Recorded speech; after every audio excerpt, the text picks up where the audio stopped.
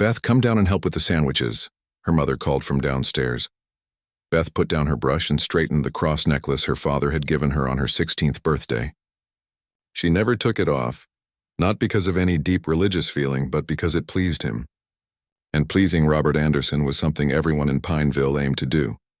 She made her way downstairs, each step on the polished wood a familiar creak. The house had been in her father's family for 3 generations, just like his position as a community leader. What the town didn't discuss openly was exactly what kind of leadership he provided, the meetings that happened in their basement. The symbol she'd grown up seeing but never questioning. There you are, her mother said, already slicing cucumber sandwiches into perfect triangles. Nancy Anderson was a slim woman who moved with nervous energy, always watching for her husband's reactions before showing her own. Your father has important guests today, Beth nodded, taking over the sandwich preparation. Anyone I know? The Thompsons, the Grants, and Mr. Peterson is bringing his nephew who just moved to town. Her mother's voice dropped. Your father thinks he might be a good match for you. Beth felt a familiar knot in her stomach. Her father had been introducing her to suitable young men since she turned 20. Suitable meant from the right kind of family, with the right kind of beliefs. Mom, I've told you I want to finish college first. Her mother's hands stilled. You know your father thinks the community college is filling your head with dangerous ideas already. 2 years of education is plenty for a woman who's going to be a wife and mother. The front door opened, cutting off any response Beth might have made. Robert Anderson's booming voice filled the entryway. Nancy, Beth, come greet our guests. Beth wiped her hands and plastered on the smile expected of her. Her father stood in the entryway, tall, broad-shouldered, with silver-streaked hair and the kind of commanding presence that made people listen when he spoke. Behind him were several men in pressed shirts and slacks, their wives in modest dresses, and a young man Beth didn't recognize who must be Mr. Peterson's nephew. There's my beautiful daughter, her father said, putting an arm around her shoulders and squeezing a little too tightly. Tim, this is Beth, the light of my life. Tim Peterson extended his hand. He was maybe 25, with short brown hair and a firm handshake. Pleasure to meet you, Beth. Uncle Frank talks about your family all the time. All good things, I hope, Beth said automatically, the polite response she'd been taught. The best, Tim replied with a smile that didn't quite reach his eyes. Your father's leadership in preserving our community's values is well known, even in Charleston. Beth nodded, recognizing the coded language she'd grown up with. Preserving values, protecting our way of life, community standards, all phrases that meant something specific in her father's circles. As the group moved to the living room, Beth caught snippets of conversation about that new professor at the college and outside agitators. Her father's voice rose above the others. We can't let them change our town. We've kept things right for generations. Beth served drinks and smiled at appropriate moments, playing her part in this familiar Sunday ritual. When she entered the kitchen to refill the ice bucket, her mother followed. Tim seems nice, Nancy whispered, straightening Beth's collar unnecessarily. Your father says his family goes back 5 generations in South Carolina. Good stock. Beth set down the ice bucket harder than intended. Mom, I have classes tomorrow, and my shift at the library starts at 3. Her mother's face tightened with worry. I wish you hadn't taken that job. Your father only agreed because the library's always been run by good local families. But with that new hiring policy, she trailed off. It's just a job. Mom, I need the money if I want to take that literature course next semester. Beth didn't mention that her father had refused to pay for unnecessary classes. Just be careful who you talk to there, her mother warned. Later, as the afternoon shadows lengthened, Beth sat on the porch swing with Tim while the adults continued their discussions inside. She'd been subtly maneuvered into this position by her mother's suggestion they get some fresh air. So your uncle says you're taking over his hardware store? Beth asked, searching for conversation. That's the plan. Good, honest work. Tim rocked the swing gently. Not like what they teach at those universities. Uncle Frank says you're taking some classes? Just at community college. English literature and history mostly. Tim's expression clouded slightly. You want to watch those history classes? My cousin went to college and came back talking about historical injustices and systemic problems. All that liberal garbage. Beth looked down at her hands. I've just always loved reading. My professor says I have a talent for analysis. A woman's real talents are making a home and raising children right, Tim said confidently. My mom raised 4 boys without any college, and we all turned out just fine. Beth forced another smile, feeling a familiar heaviness settling over her. This was her expected path. Marriage to someone her father approved of, children raised with the same beliefs, Sunday meetings in her own home someday. The next day brought blessed escape as Beth hurried across the community college campus to the library. The red brick building had always been her sanctuary. Books had given her glimpses of lives and thoughts beyond Pineville's boundaries. "You're early, Mrs. Wilson," the head librarian noted when Beth arrived. "Thought I'd get some studying done before my shift," Beth replied, settling her backpack behind the counter. "Well, since you're here, you can help me show the new reference librarian around. He just started today." Beth looked up, curious. The library rarely hired new staff. "This is Anthony Washington," Mrs. Wilson said as a tall black man in his late 20s approached the desk. "He's just finished his master's in library science at State University." Beth froze, her rehearsed greeting catching in her throat. In her 22 years, she had never had a conversation with a black person beyond the most superficial exchanges at stores. Her father's views on race mixing had been drilled into her since childhood. "Nice to meet you," Anthony said, extending his hand with a professional smile. "Mrs. Wilson says you know this library inside and out." Beth stared at his offered hand for a moment too long before shaking it briefly. "I've been coming here since I was a kid," she managed to say. "Beth will show you the reference section organization," Mrs. Wilson declared. "You two will be working the same shifts on Mondays and Wednesdays." As Beth led Anthony to the reference section, she kept a careful distance, acutely aware of what her father would say if he could see her now. She spoke mechanically about the Dewey Decimal System and the library's special collections. "You really do know every book here," Anthony observed when she pointed out a misplaced volume without even checking the spine. "Books make sense," Beth said before she could stop herself. "They're organized, clear. Everything has its place. And its purpose," Anthony added, pulling out a volume of poetry. "Though sometimes the best books are the ones that shake up where we think things belong." Something in his voice made Beth look at him directly for the first time. His eyes were kind but knowing, as if he could see the invisible walls that surrounded her. "My father says some books just confuse people," she said quietly. "And what do you think?" Anthony asked. The question hung in the air between them. No one in Beth's world had ever asked what she thought, not about anything important. "I think," she began, then stopped as the library door opened and Mr. Peterson walked in with his nephew Tim. They spotted her immediately. "Beth, didn't expect to see you working already," Tim called out, his eyes shifting to Anthony with immediate suspicion. "Just showing our new reference librarian around," Beth said, her voice unnaturally high. "Mrs. Wilson asked me to help." Tim's face darkened as he approached, standing closer to Beth than necessary. "Your daddy know who they're hiring here now?" The question wasn't directed at her, but at Anthony, who met Tim's gaze calmly. "I believe Mrs. Wilson makes the hiring decisions based on qualifications. I have a master's degree in library science and 5 years of experience." "Come on, Beth," Tim said, taking her elbow. "I'll walk you home when you're done." "Wouldn't want you here alone." Beth felt her face flush with embarrassment. "I'm working until 8, Tim, and I've been here alone plenty of times." "Things change," Tim said pointedly, glaring at Anthony. "I'll be back at 8. As Tim walked away, Beth couldn't bring herself to look at Anthony. "I'm sorry," she whispered. On a rainy Tuesday afternoon, the library was nearly empty.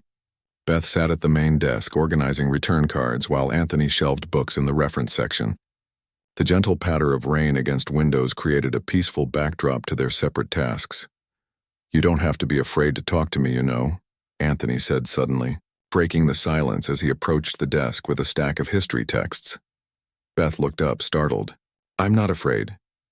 "Uncomfortable, then," Anthony replied, his expression open and direct. "I notice you keep at least 10 feet between us at all times." Heat rose to Beth's cheeks. She hadn't realized her behaving, or was so obvious. I wasn't raised to—" "I know," Anthony said simply. "I grew up 30 miles from here. I understand Pineville." Beth found herself unsure how to respond. No one in her life had ever directly addressed the unspoken rules that governed her town's racial dynamics. Why would you come back to work in a place like this? She finally asked, genuinely curious. Anthony leaned against the counter, keeping a respectful distance. Because places like this don't change if everyone who sees the problems just leaves. He gestured toward the bookshelves surrounding them. And because knowledge matters. Access to information matters. The library door swung open, interrupting their conversation as Mrs. Wilson returned from her lunch break, bringing with her the smell of rain and a stack of mail. "Package for you, Anthony," she called out, setting a brown paper parcel on the desk. "Looks like those special order books you mentioned." Anthony's face brightened. "They're finally here." He carefully unwrapped the package, revealing several leather-bound volumes. "These are first editions of poetry by Paul Laurence Dunbar. The library where I interned was clearing some shelves, and my professor helped me acquire them." Beth leaned forward despite herself. "May I see?" Anthony hesitated only briefly before handing her one of the books. "Be gentle with it. It's from 1896. Beth carefully opened the volume, her fingers tracing the delicate pages. "I don't think I've read his work." "One of the first nationally recognized black poets in America," Anthony explained. "He wrote in both standard English and dialect, capturing voices that weren't being preserved in literature at that time." Beth turned to a random page and began to read aloud softly. "We wear the mask that grins and lies. It hides our cheeks and shades our eyes. This debt we pay to human guile. With torn and bleeding hearts we smile." Anthony continued from memory, his voice giving the words a rhythm Beth hadn't found on her own. She looked up, surprised. "It's beautiful, and still relevant," Anthony said quietly. "Everyone wears masks sometimes." The moment stretched between them, a strange new understanding forming. "I have a collection of first edition Frost if you're interested in poetry," Beth offered. "Not as valuable probably, but my grandmother left them to me." "I'd love to see them sometime," Anthony replied, his smile genuine. "Frost is a personal favorite." Mrs. Wilson glanced between them with a knowing look. "Beth, why don't you show Anthony how we've organized the American literature section? We've got that unique categorization system your literature professor helped design." Over the next hour, Beth found herself deep in conversation about books, authors, and literary movements as they reorganized a section of American poetry. For the first time, she forgot to be conscious of keeping her distance.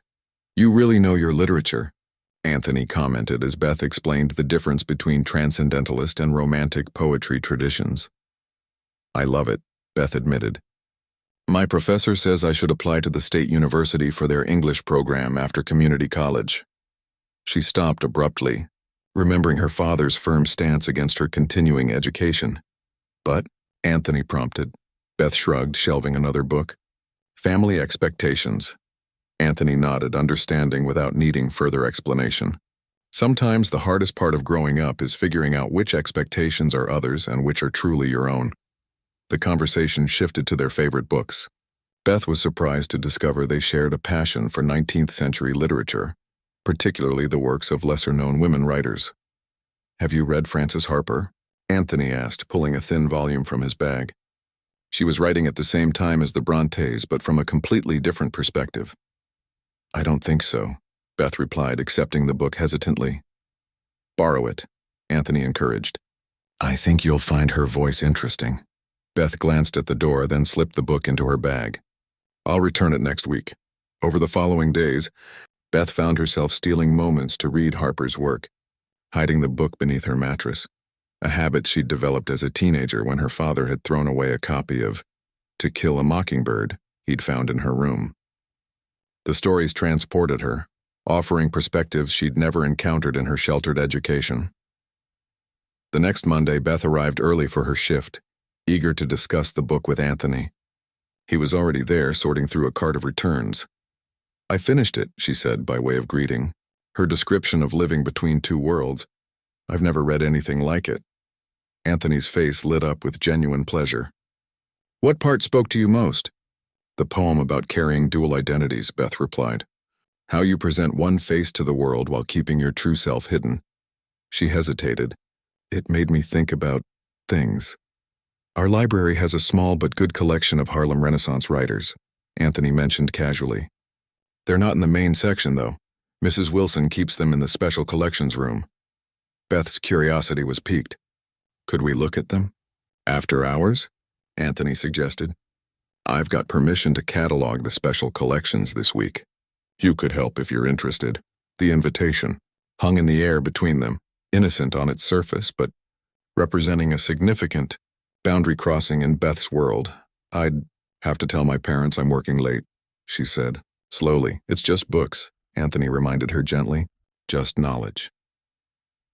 Later that evening, as the library closed and Mrs. Wilson left them with keys and instructions to lock up, Beth felt a strange mixture of nervousness and excitement.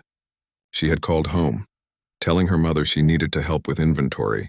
It wasn't entirely a lie. The special collections room was small but cozy, with glass-fronted bookcases lining the walls and a single table in the center. Anthony flipped on the lights and pulled a rolling cart from the corner. These haven't been properly cataloged in years, he explained, gesturing to several shelves of books. Mrs. Wilson hired me partly because of my experience with archive organization. For the next 2 hours, Beth and Anthony worked side by side, examining books, taking notes on their condition, and occasionally reading passages aloud to each other. The awkwardness between them had dissolved, replaced by an easy camaraderie built on shared intellectual curiosity. Listen to this, Beth said, reading from a Langston Hughes collection. I too sing America. I am the darker brother. They send me to eat in the kitchen when company comes. She stopped, suddenly aware of the word's meaning in a way she hadn't been before. Anthony watched her, his expression thoughtful. Keep going, he encouraged. But I laugh and eat well and grow strong, Beth continued, her voice softer. As she finished the poem, a silence fell between them. My grandfather could recite every Hughes poem from memory, Anthony said finally. He used to say that understanding comes through stories, that it's harder to hate someone when you know their story. Beth closed the book carefully. I never knew these stories existed. We didn't. My school didn't teach them. There's a group that meets at the State College on Thursday evenings, Anthony mentioned, his tone deliberately casual. It's a literature discussion circle focused on diverse American voices. Students, faculty, community members, anyone interested in good writing and good conversation. Beth immediately understood what he was really offering, a chance to step outside the boundaries of Pineville, to experience ideas beyond those her father permitted. I don't have a car, she said, though it wasn't her real objection. I'd drive that way anyway, Anthony replied. It would be no trouble. Beth looked down at the book in her hands, then around at the shelves of knowledge she'd never been encouraged to explore. In that moment, the special collections room felt like a doorway to a wider world. A world her father had spent her lifetime trying to keep her from seeing. My father would, she began, then stopped herself. I'd have to say I was studying with someone from class. Anthony held her gaze steadily. It's your decision. No pressure. Beth took a deep breath, feeling something shift inside her, a small but significant rebellion brewing. What time on Thursday? 2 days later, Beth sat in the passenger seat of Anthony's modest sedan, watching Pineville's familiar streets recede in the side mirror. She had told her parents she was joining a study group for her American literature class. Not technically a lie, but not the whole truth either. Nervous? Anthony asked as they merged onto the highway. A little, Beth admitted. I've never been to anything like this before. Just people talking about books, Anthony reassured her. Nothing radical about that. But they both knew it was radical. For Beth Anderson, daughter of Robert Anderson, to willingly enter a space where her father's worldview would not be the dominant one. Where she would be expected to listen rather than judge. Where the stories that had been kept from her would finally be heard. Tonight, Professor Daniels, a white-haired woman with bright eyes and boundless energy, had led a discussion on Zora Neale Hurston that left Beth's mind buzzing with new ideas. I never thought about how place shapes identity like that, Beth said to Anthony as they walked toward his car after the meeting. The spring evening was warm, campus lights illuminating the path as students crossed the quad around them. Hurston understood that where we're from becomes part of who we are, Anthony replied.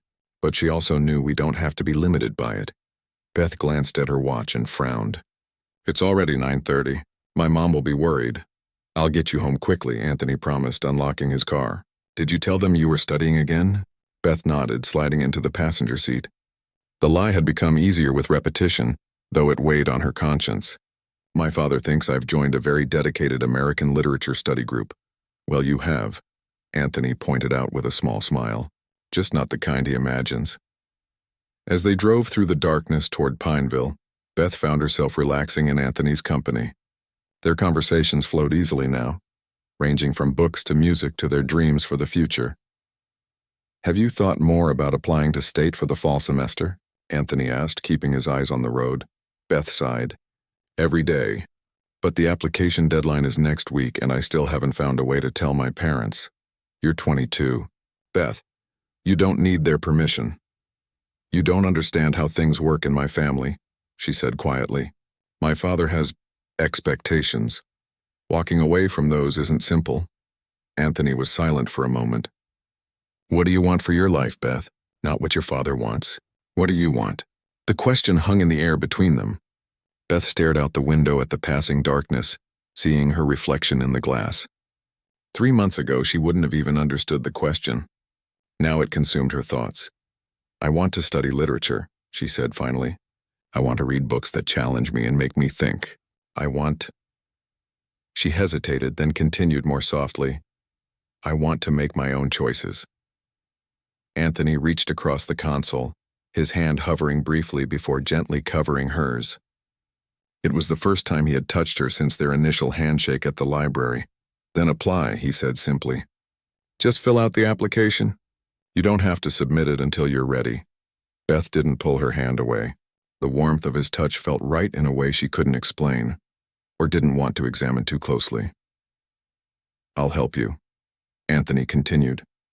The library has all the forms. We can work on it during lunch breaks. Beth turned her hand beneath his, their fingers intertwining briefly before she pulled away. Okay, she whispered. I'll try. As Anthony's car approached Pineville, Beth directed him to stop 3 blocks from her house, their usual routine to avoid unwanted attention. But tonight, as she reached for the door handle, Anthony caught her wrist gently. Beth, he said, his voice serious, there's a concert next Friday at the college. Jazz ensemble playing Duke Ellington. Would you like to go with me? Beth's heart quickened. This wasn't about books or study groups. This was Anthony asking her on a date. I can say it's a library function, she heard herself saying. Something for work. Anthony's smile was worth the risk. I'll pick you up at 6. Beth walked the remaining blocks home, her mind spinning with conflicting emotions. Excitement about the concert warred with anxiety about deepening her deception. And beneath it all was a growing awareness that her feelings for Anthony had moved beyond friendship. The house was quiet when she entered, but a light still burned in the living room. Her father sat in his armchair, reading glasses perched on his nose as he reviewed papers. You're late, he said without looking up. Study group run long? We were finishing a chapter on Hemingway. Beth lied, hating how easily the falsehoods now came to her. Robert Anderson removed his glasses, fixing his daughter with a penetrating stare. Funny thing, I ran into Mrs. Wilson at the grocery store today. She mentioned how much you seem to enjoy working with the new reference librarian. Beth's stomach dropped. He's very knowledgeable about the collection, she said carefully. She said his name is Anthony Washington, that he has a master's degree from State. Her father's voice was dangerously calm. She seemed to think I'd be pleased my daughter was spending time with such an educated man. Beth felt the blood drain from her face. We work together, Dad, that's all. Robert stood, his imposing frame blocking the stairway. Beth Anderson, in all your 22 years, have you ever known me to be stupid? No, sir, Beth whispered. Then don't treat me like I am, he snapped. Tim Peterson saw you getting out of a car 3 blocks from here last Thursday night. A car driven by a black man. Was that your study group too? Beth's mind raced for an explanation, but her father continued before she could speak. I didn't raise my daughter to sneak around behind my back. I certainly didn't raise her to betray everything this family stands for. His face had flushed red with anger. Where have you really been going on Thursday nights? Something in Beth snapped. Weeks of living a double life, of discovering truths that contradicted everything she'd been taught, of feeling alive for the first time. It all converged in a moment of unexpected courage. To a literature discussion group, she said, her voice steadier than she felt. At State College. Anthony drives me there because I'm interested in the books they talk about. Books? Her father scoffed. This is about books? Yes, Dad. Books you'd never let me read. Stories by people you taught me to hate without ever knowing them. The words tumbled out before she could stop them. I've learned more in 3 months of those discussions than in my entire life in Pineville. Her father's expression darkened. So you've been lying to us, sneaking around with this man, letting him fill your head with dangerous ideas. They're not dangerous, Beth protested. They're just different from yours. Different? Robert's voice rose. Those people want to destroy our way of life, corrupt our values, pollute our bloodlines. And you're defending them? They're just people, Dad. Anthony is just a person. A kind, intelligent person who treats me like I have a brain of my own. The words hung in the air between them. Beth had never spoken to her father this way. Robert's voice dropped to a deadly calm. Go to your room. We'll discuss your punishment in the morning, and you can forget about that library job.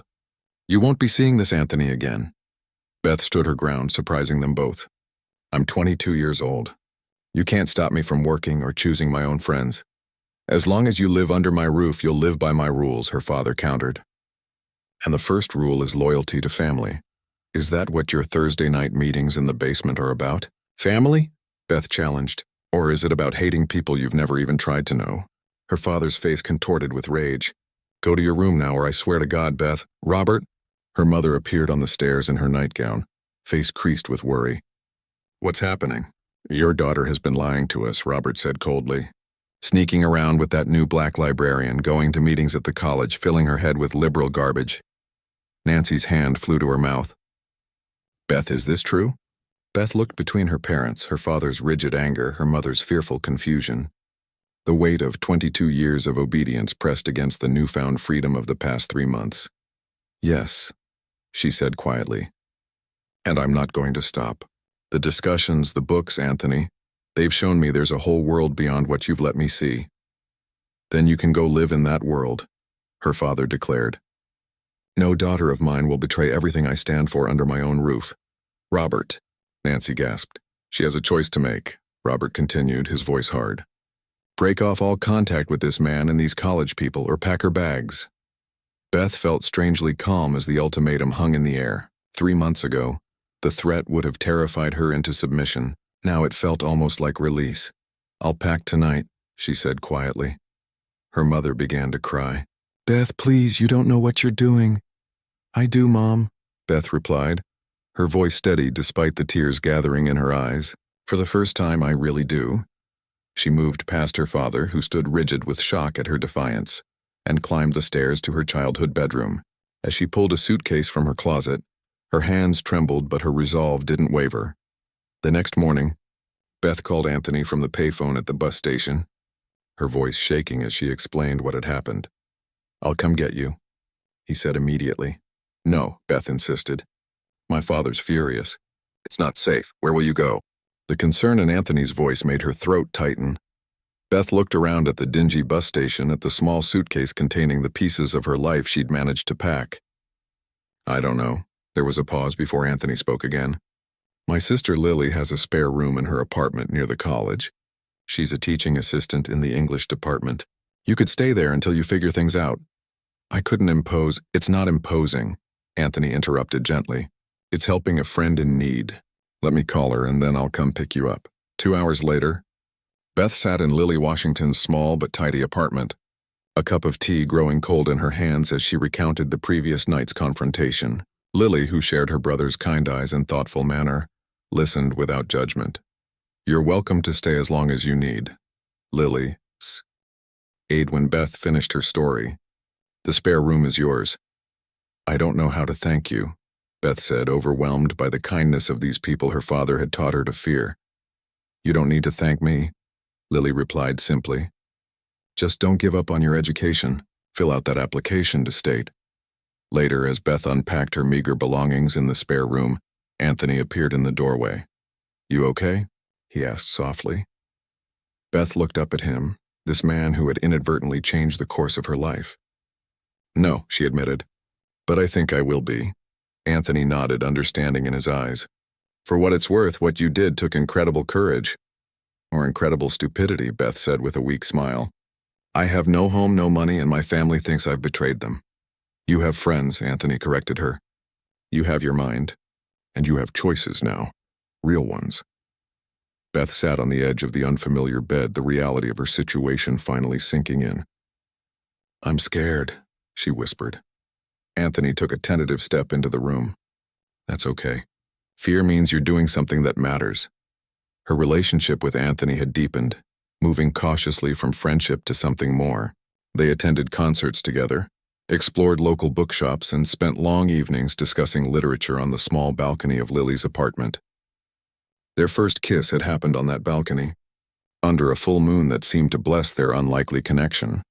On this particular evening, Beth sat at the small desk in her room, staring at an envelope from State College. The letter had arrived that morning, but she had waited until after her bookstore shift to open it, both dreading and hoping. A soft knock at the door interrupted her thoughts. Anthony stood in the doorway, his expression questioning. Lily said your letter came. Beth nodded, holding up the unopened envelope. I'm scared to look. Anthony crossed the room and knelt beside her chair. Whatever it says, we'll figure it out together. Taking a deep breath, Beth tore open the envelope and unfolded the letter inside. Her eyes scanned the first paragraph, then widened. I got in, she whispered, hardly believing the words. Full scholarship for academic excellence. Anthony's face broke into a wide smile. I knew you would. He pulled her into a tight embrace. Beth, that's amazing. Tears sprang to her eyes as the reality sank in. I never thought I could do something like this. My whole life I was just Robert Anderson's daughter, following his rules, believing what he told me to believe. You were always more than that, Anthony said quietly. You just needed the chance to discover it. Beth wiped her eyes, laughing through her tears. We should celebrate. Let's go to that Italian place Lily likes. An hour later, they sat across from each other at a small restaurant downtown, sharing pasta and toasting Beth's acceptance with glasses of sparkling cider. Through the window, Beth could see people strolling along the sidewalk, enjoying the warm summer evening. I should call my mother, Beth said suddenly. She should know I'm okay, that I'm going to college. Anthony reached for her hand across the table. Are you sure that's wise? Beth nodded. She's not like my father. She follows his lead, but I think she worries about me. Your father might answer, Anthony warned gently. I'll call during the day tomorrow. He'll be at work. Beth squeezed his hand. I need to try, Anthony. She's still my mother. Their conversation shifted to plans for the fall semester. Beth's face glowed with excitement as she described the literature courses in the catalog. For the first time in her life, her future stretched before her, filled with possibilities rather than obligations. Neither of them noticed the man watching them from across the street, his face hardening as he observed their clasped hands and easy intimacy. The next morning, Beth called her parents' house from Lily's phone. Her heart pounded as the line rang once, twice, 3 times. Hello? Her mother's voice, tentative and familiar, made Beth's throat tighten. Mom, it's me. A sharp intake of breath. Beth, oh my God, Beth, are you all right? Where are you? I'm fine, Mom, I'm safe. Beth twisted the phone cord around her finger. I'm calling because I have news. I got accepted to State College for the fall. Full scholarship. Silence stretched across the line before her mother spoke again, her voice hushed. Your father would be so angry if he knew I was talking to you. How is he? Beth asked, not sure she wanted to know the answer. Not good, Nancy admitted. Beth, things have been difficult since you left. The men, his friends, they've been meeting more often. There's talk about the college, about outside influences. Your father feels betrayed, not just by you, but by the whole town for letting in people he doesn't trust. A chill ran down Beth's spine. What kind of talk, Mom? I don't know details. You know, he doesn't tell me everything. Her mother paused. Beth, someone saw you. With that man. Your father's friend Jack was in the college town last weekend and saw you two together at a restaurant. Beth's hand tightened on the receiver. His name is Anthony, Mom, and yes, we're together now. Oh, Beth. Her mother's voice cracked. Do you have any idea how dangerous this is? Your father and his friends are furious. There's been talk of teaching lessons, making examples. Are you saying they'd hurt us? Beth asked, her voice barely above a whisper. I don't know what they're planning. Your father doesn't share those details with me. Nancy's voice became urgent. But you need to be careful. Very careful. These men, When they get together, they feed each other's anger until it turns into something frightening. After hanging up, Beth sat motionless by the phone, her mother's warning echoing in her mind. When Anthony arrived later that afternoon, she recounted the conversation. "We should tell the police," he said immediately. Beth shook her head. "Tell them what?" "That my estranged mother thinks my father and his friends might be planning something. We don't have any actual evidence. Beth, I know these kinds of threats. They're not just talk." Anthony's expression was grave. "Your father's group, they've done things before. Nothing that could be proven, but everyone knows." "Then we'll be careful," Beth insisted. "We'll avoid certain places, stay in public areas." Anthony took her hands in his.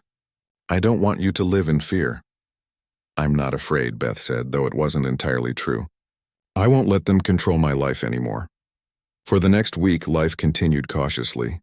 Beth and Anthony remained vigilant, always aware of their surroundings, but nothing unusual happened.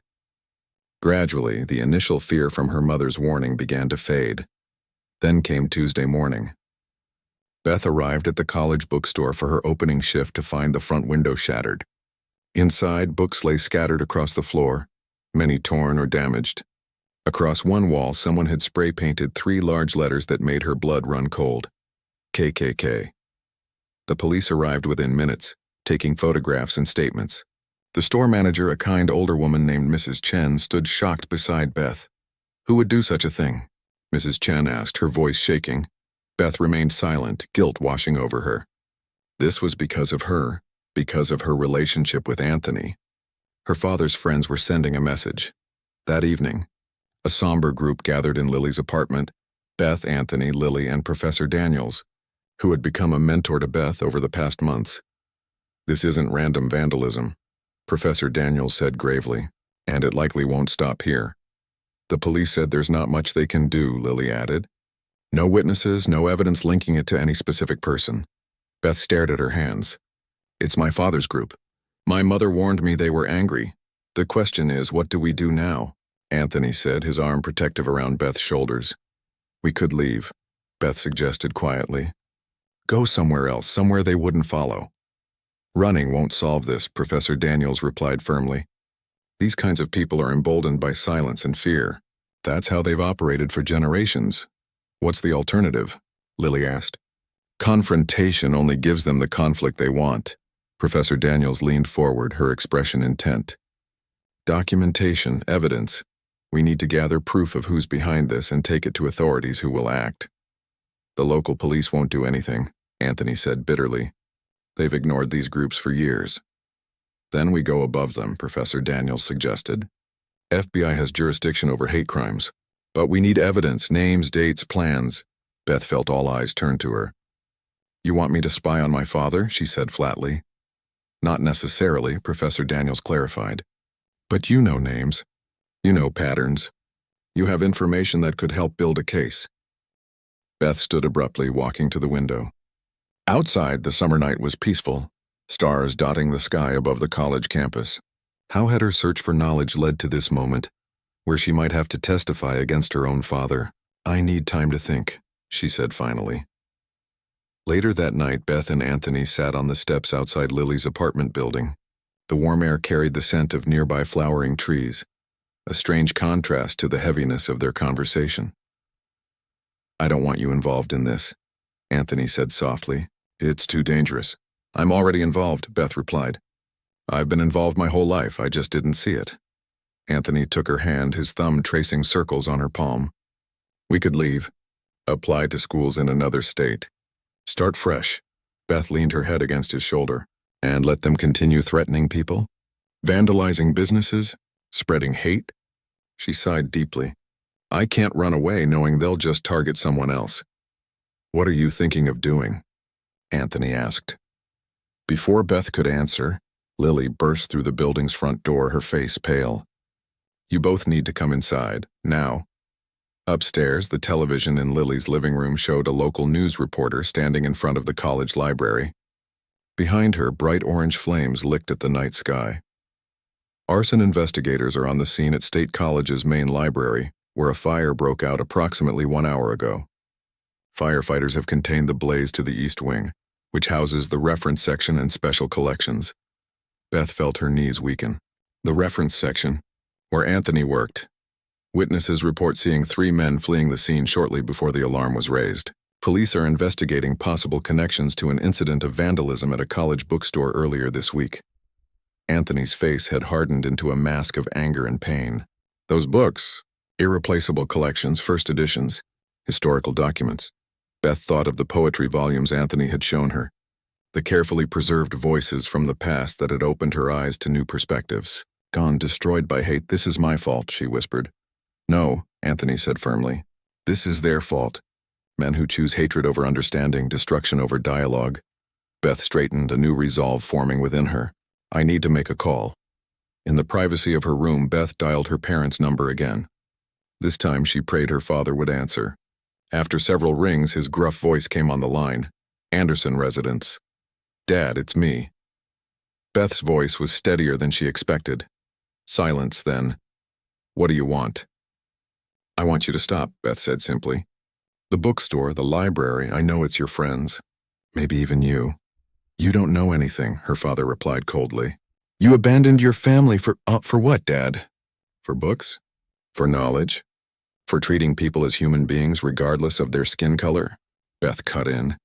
You taught me family was everything, but you never taught me why we should hate people we don't even know. You've been brainwashed by that. His name is Anthony, Beth interrupted again. And he's a better man than anyone in your group could ever hope to be. He shares knowledge instead of destroying it. He builds instead of burns. Her father's breathing was heavy on the line.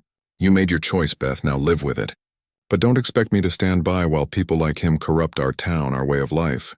Is that why you burned the library? To protect a way of life built on ignorance and fear? I don't know what you're talking about, her father said, but something in his voice told Beth he was lying. The police are investigating, Dad. The FBI might get involved. Arson, hate crimes, these are serious charges. You threatening me, girl? Her father's voice had dropped to a dangerous whisper. Beth gripped the phone tighter.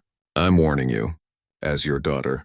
Stop now before people get hurt and you end up in prison. After hanging up, Beth sat motionless, heart pounding. She had no idea if her warning would make any difference, but she couldn't stay silent anymore. The next morning, she walked into the local police station and asked to speak with the detective handling the library arson case. It was time to share everything she knew about her father's organization, the meetings, the members, the increasing talk of violence against outside influences. As she gave her statement, Beth felt both the weight of betrayal and the lightness of truth. She was no longer Robert Anderson's obedient daughter. She was Beth, a woman making her own choices, standing up for what she believed was right, even when it hurt. I've written part 4 of the story, which shows the dangerous escalation of the conflict as Beth and Anthony's relationship becomes known to her father's group. This section. The investigation had moved quickly after Beth provided names, meeting locations, and details about her father's organization. Within weeks, arrests were made in connection with the bookstore vandalism and library arson. 3 men from her father's inner circle, caught on security cameras at a gas station buying supplies the night of the fire. Beth's father himself wasn't among those arrested, having been careful to maintain distance from the actual crimes, but his role as the group's leader had been exposed in local news coverage. Beth hadn't spoken to either of her parents since that final warning phone call. Sometimes she caught herself reaching for the phone, wondering how her mother was coping with the public shame, but something always held her back, perhaps the memory of her mother's years of silent complicity. Earth to Beth. Anthony's voice broke through her thoughts. He stood waiting at the entrance to the English department building, a gentle smile on his face. Beth quickened her steps to reach him. Sorry, lost in thought. Nervous about Professor Wilson's class? Anthony asked, falling into step beside her. He had taken a full-time position at the university library after the fire, overseeing the restoration of the damaged special collections. A little, Beth admitted. First-day jitters, I guess. They paused outside the classroom door. Around them, students rushed through the hallways, laughing and calling to friends, the energy of a new semester palpable in the air.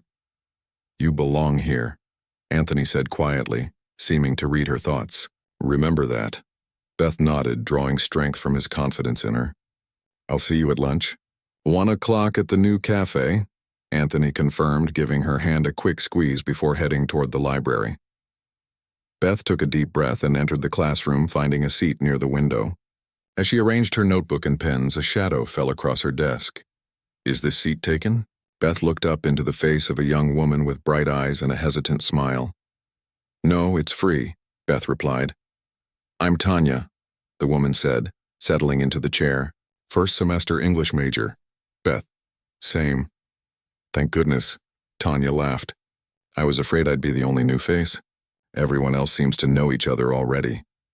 As they chatted while waiting for the professor, Beth felt a familiar sensation, the simple joy of connection over shared interests, the beginning of a potential friendship. This normal moment felt like a precious gift after the turmoil of the past months. Professor Wilson, a tall man with salt and pepper beard, strode into the room precisely at 9 o'clock. "Welcome to American Literature, Voices of Resistance. I'm James Wilson, and this semester we'll be exploring how literature has been used throughout American history as a tool for challenging dominant narratives and creating space for marginalized voices." Beth opened her notebook, feeling a thrill of anticipation. This moment of learning, of growth, of new ideas, was what she had fought for. Later that afternoon, Beth sat across from Anthony at the small cafe near campus, describing her morning classes with enthusiasm. "Professor Wilson asked us to think about how our own backgrounds influence what we see, or don't see, in texts," she explained, her eyes bright. "It made me realize how much my father's views limited what I was allowed to read, to think, to question." Anthony listened attentively, his pride in her evident. "You've come so far in such a short time." "Sometimes I can hardly believe it myself," Beth admitted. "Last year at this time I was living at home working at the community library, never questioning anything." "Do you regret it?" Anthony asked quietly. "Standing up to your father, testifying against his friends?" Beth considered the question seriously. "I regret that people got hurt. I regret that buildings were damaged and books were lost." She looked directly into Anthony's eyes. "But I don't regret finding my own voice. I don't regret choosing truth over comfortable lies." Anthony reached for her hand across the table, a gesture that had become natural between them. "The Library Restoration Committee is meeting tomorrow. They want student input on the new special collections room. Are you asking me to join the committee?" Beth smiled. "Actually, they specifically requested you," Anthony replied. "Professor Daniels recommended you. She said you understand better than most why preserving diverse voices matters." Beth felt a flush of pride at the recognition. "I'd be honored." As they finished their lunch, Beth noticed Anthony checking his watch repeatedly. "Am I keeping you from something?" she asked. "Actually," Anthony said, looking slightly nervous, "there's somewhere I'd like us to go this afternoon if you're free. It's a bit of a drive." An hour later, Beth sat in the passenger seat of Anthony's car, watching the familiar landmarks of Pineville come into view. She felt her body tense as they passed the "Welcome to Pineville" sign at the town limits. "Why are we here?" she asked, her voice tight. Anthony glanced at her before returning his eyes to the road. "There's someone who wants to talk with you. Someone who reached out to me last week." "My father?" Beth asked, alarmed. "No," Anthony shook his head. "Not your father." They pulled into the parking lot of a small diner on the outskirts of town. Through the window, Beth could see a single figure waiting in a booth toward the back. Her mother. "How did she contact you?" Beth asked, not moving to exit the car. "She came to the library," Anthony explained. "Asked for me by name. Said she needed to talk to you but didn't have your new number or address." Beth stared at the diner, conflicting emotions washing over her. "What did she say?" "That she has things you need to hear," Anthony replied softly. "That's all." He touched her arm gently. "You don't have to go in. We can drive away right now if that's what you want." Beth took a deep breath. "No, I need to do this." The bell above the diner door jingled as they entered. Nancy Anderson looked up, her face showing both relief and apprehension at the sight of her daughter. Beth was struck by how much older her mother looked after just a few months. New lines around her eyes, gray streaking her once blonde hair. "Beth," Nancy said, half rising from the booth.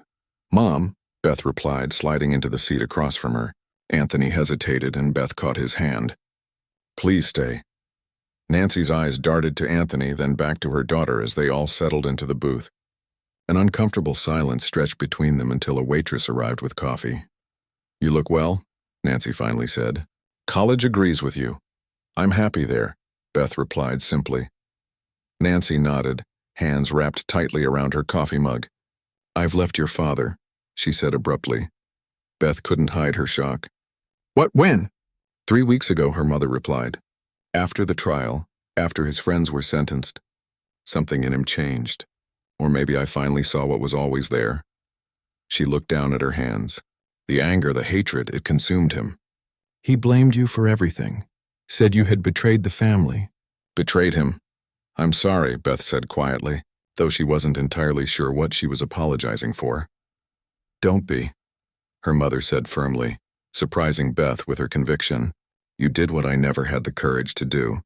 You questioned. You chose your own path. She glanced at Anthony. You saw people as people. Where are you staying? Beth asked. With my sister in Greenville, Nancy replied. She's been wanting me to leave him for years.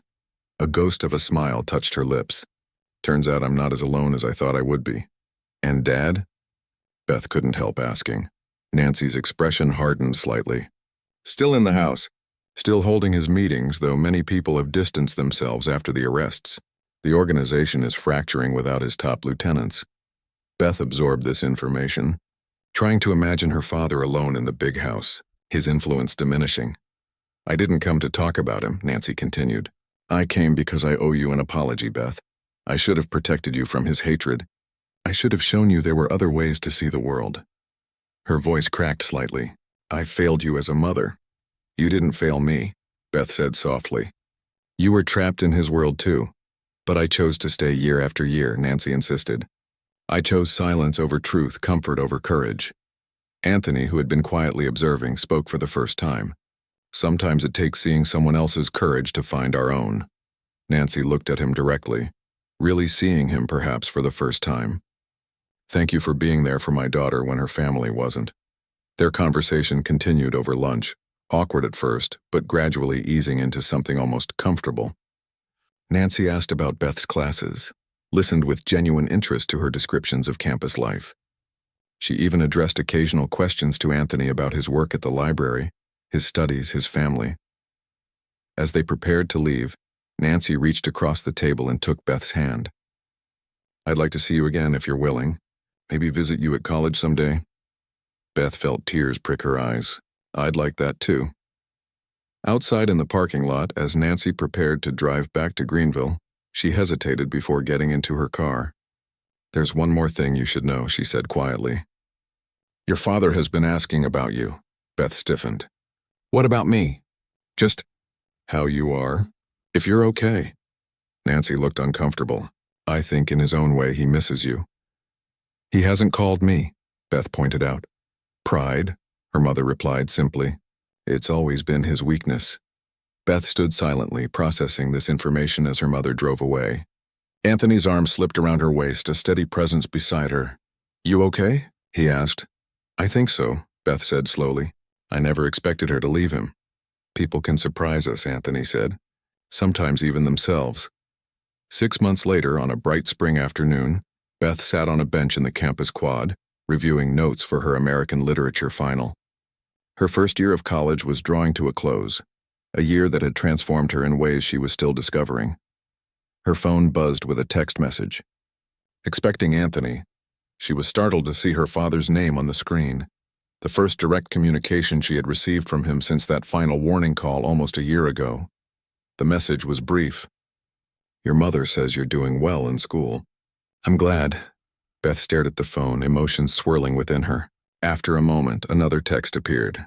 I've been doing some thinking, some reading too. And then a third. Would you meet me sometime? We could talk. You could bring your friend. Beth's hands trembled slightly as she read the messages. The thought of her father reading, thinking, asking to meet Anthony, it seemed impossible. And yet the evidence was on her screen. Anthony found her still sitting on the bench 20 minutes later, her expression thoughtful. What's on your mind? He asked, settling beside her. You look like you're solving the mysteries of the universe. Wordlessly, Beth handed him her phone. He read the messages, his expression shifting from surprise to cautious hope. What do you think? He asked, returning the phone. Beth looked out across the quad where students from diverse backgrounds laughed, studied, and lived together. She thought about her literature classes, where she was learning that change in society, in people, was rarely swift or complete, but came in small, halting steps across generations. I think, she said slowly, that changing your mind might be the hardest thing a person can do. And if he's trying, even a little bit, then it's a beginning, Anthony finished for her. Beth nodded, leaning against him as the afternoon sun warmed their faces. A beginning, she repeated softly. She didn't know if reconciliation with her father was truly possible. The hurt ran deep, the differences in worldview perhaps too fundamental. But she had learned over the past year that bridges could be built between seemingly incompatible worlds. Not easily. Not without pain, but with courage and persistence. Beth typed a simple reply. Yes, we could meet. Let me know when.